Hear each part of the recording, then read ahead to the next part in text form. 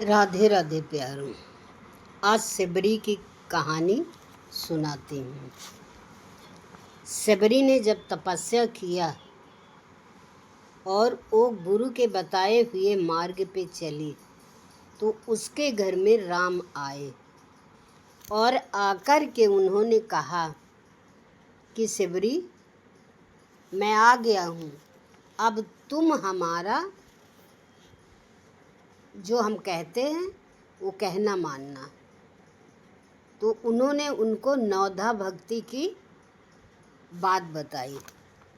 तो नवधा भक्ति, जब सबरी मैं तुमसे अपनी नवधा भक्ति करता हूँ तो उसे समाधान होकर सुन और उसे मन से धारण कर। तुम उस कहानी को मन से धारण करो, तू उसे समाधान होकर सुन और उसे मन को धारण कर। पहली भक्ति है संतन कर संगा। पहली भक्ति संतन कर संगा। दूसरी भक्ति है मेरे कथा प्रसंग में प्रेम। तीसरी भक्ति है अभिमान रहित होकर गुरु के चरण कमल की सेवा। और चौथी भक्ति है कपट छोड़कर मेरे गुण समूहों का मान कर। माने कैसे भगवान ने भक्त को बताया तो सबरी ने उनकी बात मानी, तभी तो उनके घर में राम आए। अगर हम लोग ऐसा ही करेंगे तो क्या हमारे घर में भगवान नहीं आएंगे? आएंगे। तो ये है नवधा भक्ति की कहानी। समूह को छोड़कर मेरे राम मंत्र का जाप।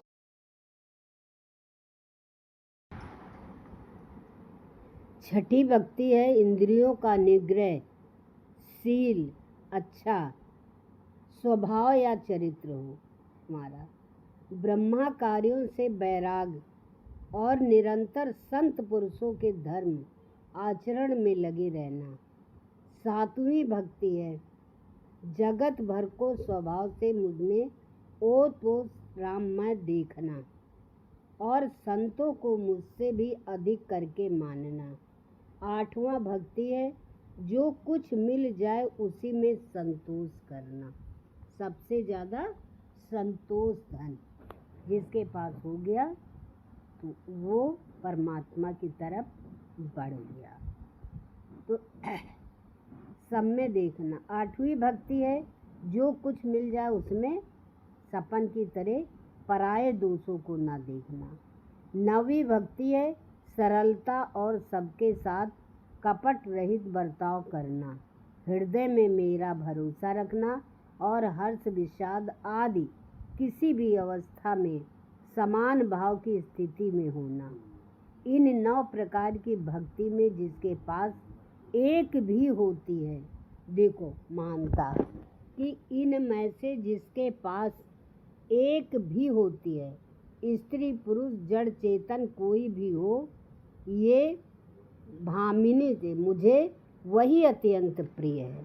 तो भगवान कहते हैं कि इन भक्ति में से, ये 9 भक्ति में जो बताया है नवधा भक्ति, इसमें से अगर तुम्हारे पास एक भी है इच्छा रहित और सच्चे मन से भक्ति भाव से, जो एक भी